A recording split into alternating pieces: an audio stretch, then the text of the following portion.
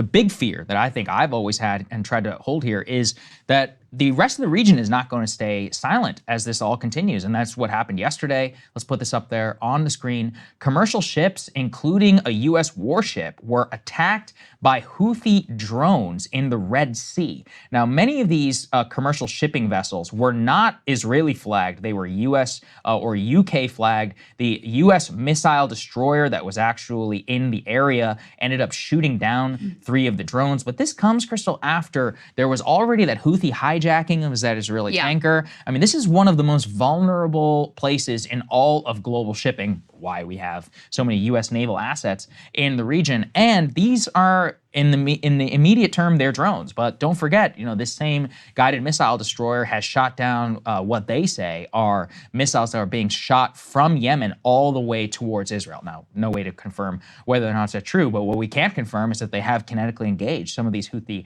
assets. So just one of these things goes the wrong way. A U.S. sailor gets killed on the high seas.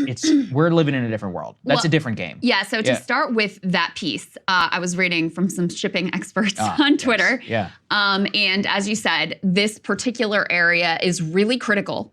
And you don't have to, so far they really haven't done any damage. There hasn't been significant damage. No one has been killed. I don't think anyone has been injured. So you might say, okay, what's the big deal?